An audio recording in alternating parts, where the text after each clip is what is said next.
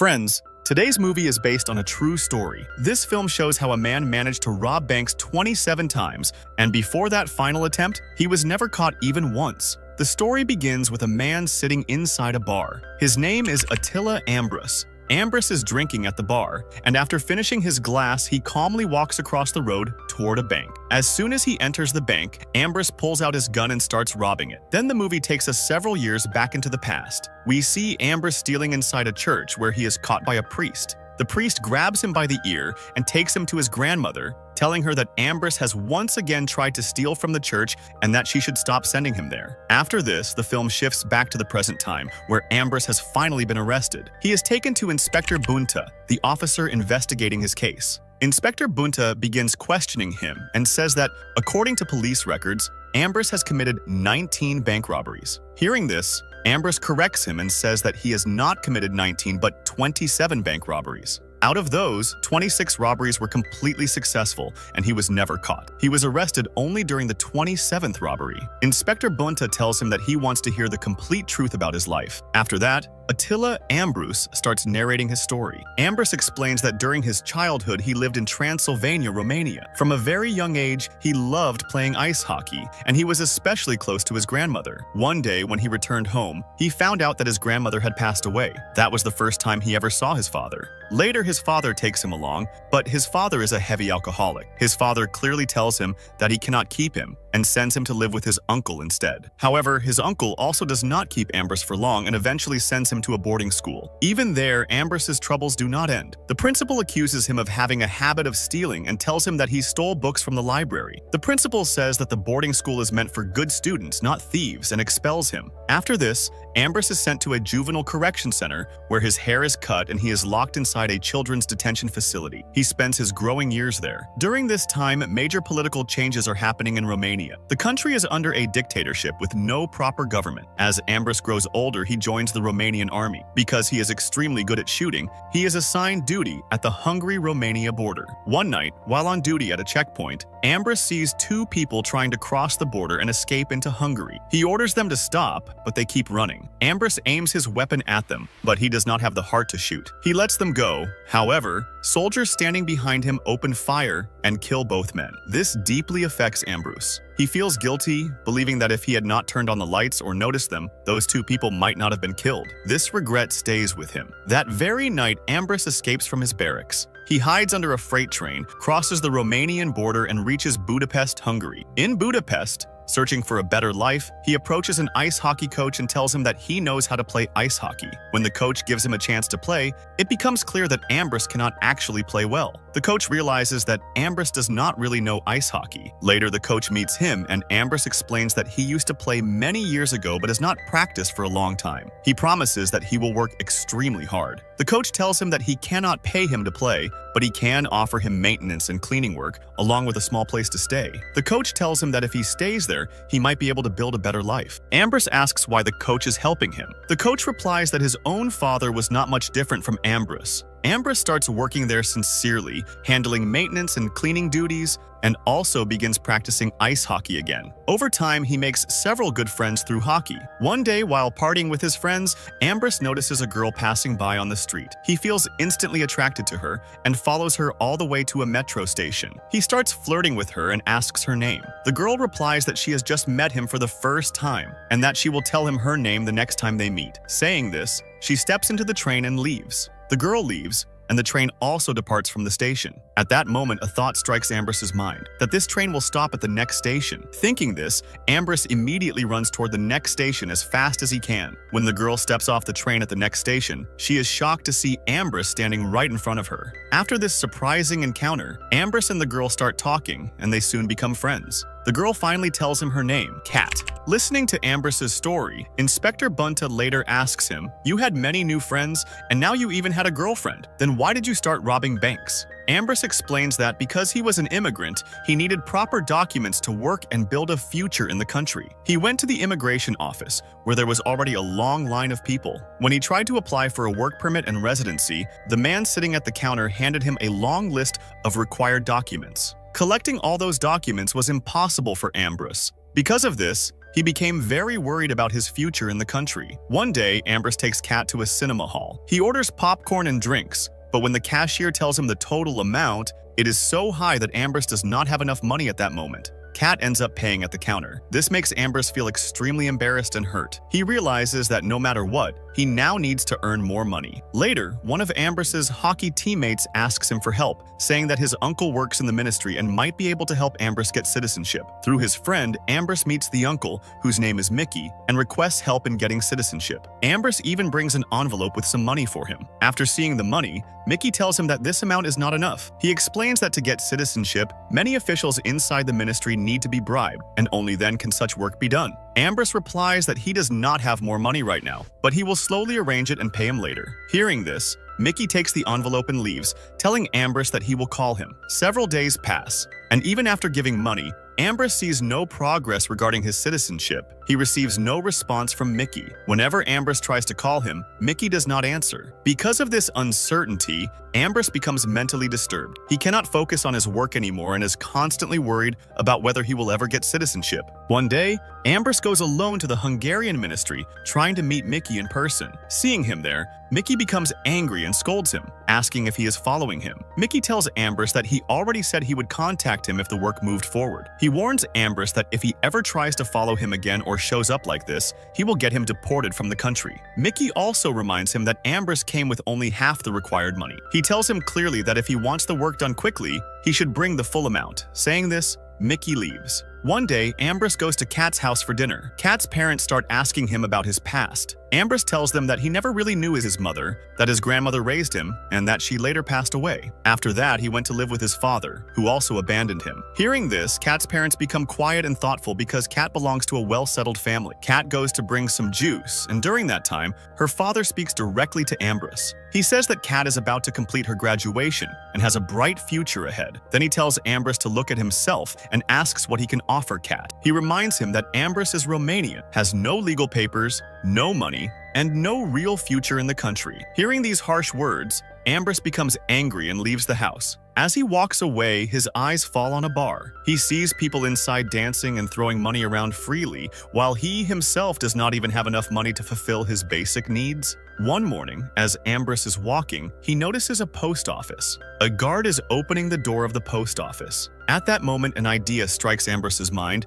and he immediately starts forming a plan. Ambrus enters the post office and begins observing everything carefully. He is mentally planning how to rob the place. He then goes to the market and buys a wig, new clothes to change his appearance, and also purchases a toy gun. After changing his disguise, Ambrus gathers courage and enters the post office. He demands money from the women working at the counter. At first, they are shocked and do not react, but Ambrus jumps over the counter, locks both women inside, and quietly collects the cash from the drawer into a bag. After that, Ambrus calmly leaves the post office and runs all the way back to his home. When he reaches home and checks the bag, he realizes that he now has money in his hands. There was a large amount of money, and seeing it made Ambrus very happy. After that, he begins spending the money freely. He eats at expensive restaurants, wastes money without hesitation, and then goes to Mickey and pays him the full amount. In return, he buys himself a Hungarian passport. After this, Ambrus also buys a car. He then goes to meet Kat. At first, Kat is angry with him because he had left her alone during the dinner at her house that night. But when Ambrus gives her a gift, she immediately hugs him, and her anger fades away. Ambrus's hockey teammates also start asking him where all this money came from.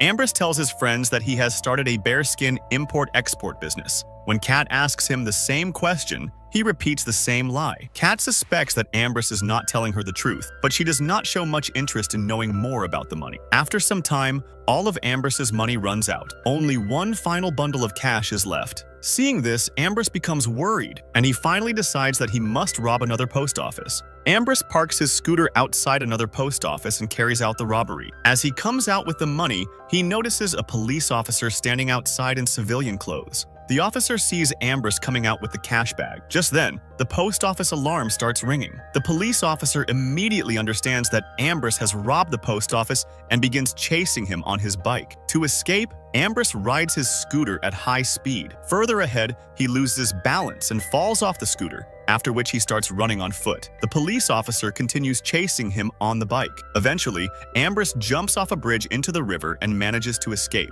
After this robbery, Ambrus once again returns to his lavish and carefree lifestyle. He starts traveling to many countries with Kat. As time passes, he begins robbing even more banks. Soon, newspapers are constantly filled with news of bank robberies. The robber is given the nickname the Whiskey Bandit. Ambrus is called this because before robbing any bank or post office, he would drink a lot of whiskey. Because of this, there was always a strong smell of whiskey coming from him. People from the robbed banks often described that the robber smelled strongly of whiskey. Some newspapers even start calling Attila Ambrus a modern-day Robin Hood. Stage plays are performed based on his robberies, and Ambrus becomes a kind of legend. Then the story returns to the present time, where Ambrus is sitting in front of Inspector Bunta. Inspector Bunta hands him his passport and starts reading out the countries he has visited: Thailand, Sri Lanka, Egypt, Morocco, the Maldives, Dominica, Canada, Turkey, Greece, France, Italy, the Netherlands, Switzerland, Germany, Spain, and Dubai.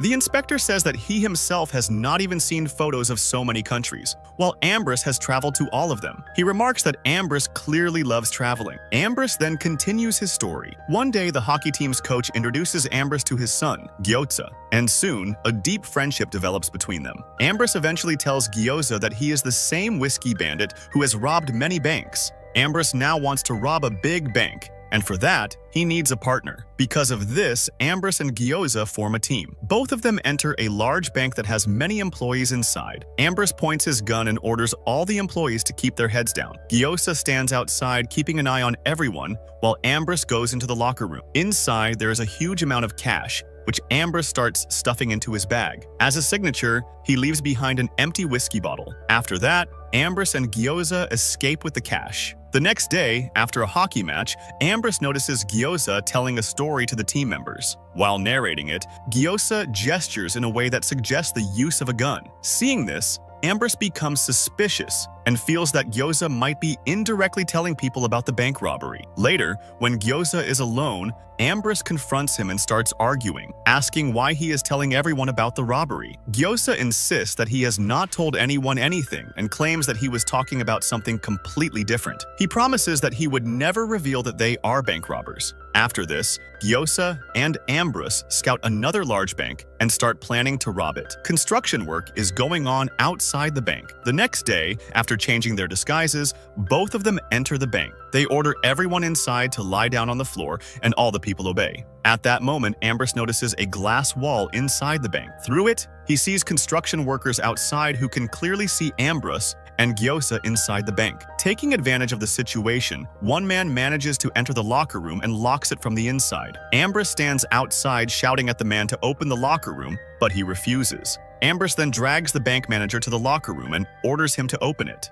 The manager refuses, saying that if he opens the locker room, he will lose his job and will never find another good one. Because of this, he refuses to open the locker room even at gunpoint. By now, many people have gathered outside the bank, watching the robbery. Ambrus and Gyoza realize that escaping through the gate is their only option. As they come outside, the crowd tries to surround them. To scare everyone away, they fire shots near people's feet. Terrified, the crowd backs away and both of them run from the scene. Soon, many people start chasing them, and Ambrus and Gyoza split up in different directions to escape. They start running through different routes, but all the people chasing them are mainly running after Ambrus. While fleeing, Ambrus stops a car on the road, forces the driver to get out, and escapes by stealing the car. As soon as the robbery is reported, several police cars begin chasing Ambrus's vehicle. Ambrus increases his speed, but further ahead, his car collides with police vehicles and other cars on the road. Both the police officers and Ambrus are injured in the crash. One of the police officers loads his gun and is about to shoot Ambrus,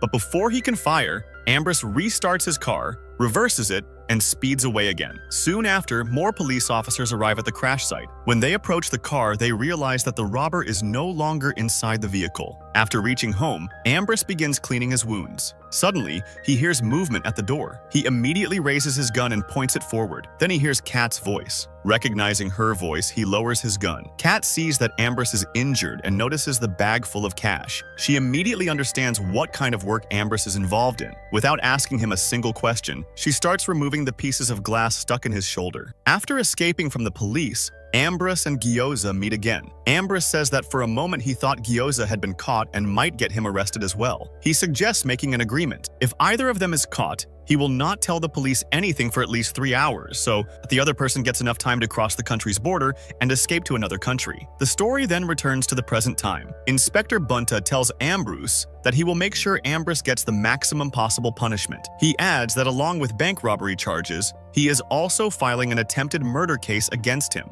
Ambrus replies that he has already told the inspector everything and has been cooperating honestly from the very beginning. He asks how the inspector can add a false attempted murder charge against him. Inspector Bunta responds that it is not a false charge because in one of the bank robbery cases, a police officer has stated that Ambrus fired shots at people.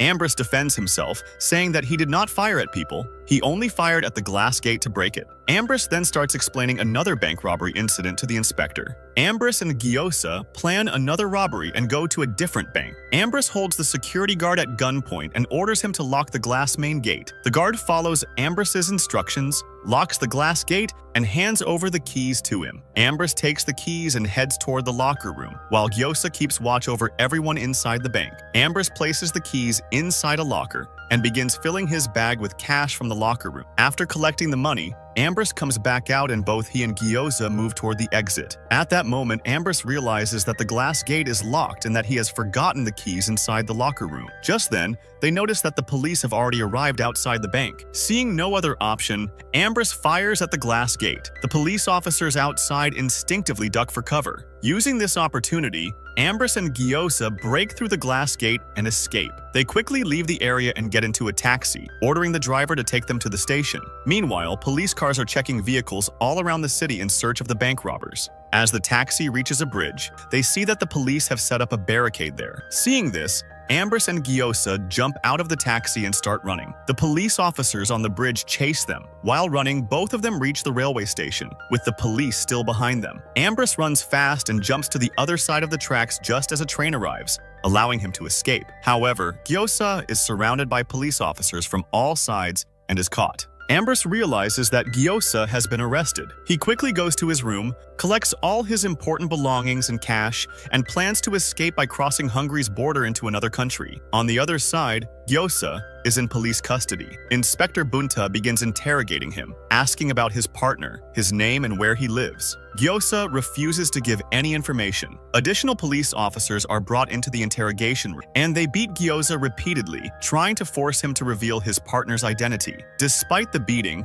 Gyoza does not reveal anything about Ambrus. Gyoza then asks Inspector Bunta what time it is. Hearing this, Bunta takes the officers and steps out of the interrogation room. Outside, Bunta tells his colleagues that Gyoza is deliberately playing with time so that his partner can escape. He orders them to move Gyoza to another room and set the clock there 2 hours ahead. After some time, Gyoza is taken into another interrogation room. Inspector Bunta again asks him about his partner's name. Gyoza again asks what time it is. Looking at the wall clock, Bunta replies that it is 8:30. Gyoza asks if the clock is working correctly, and Bunta checks his watch and confirms that the time is correct. Believing that 3 hours have already passed and that Ambrus must have crossed the border by now, Gyoza finally gives Inspector Bunta all the information about Attila Ambrus. Meanwhile, Ambrus is standing at the Hungarian border preparing to cross. A police officer checks his documents and then goes to speak with another officer at the counter. Suddenly, a police car stops in front of Ambrus's vehicle. The officer who had checked his documents gets into Ambrus's car with a gun in his hand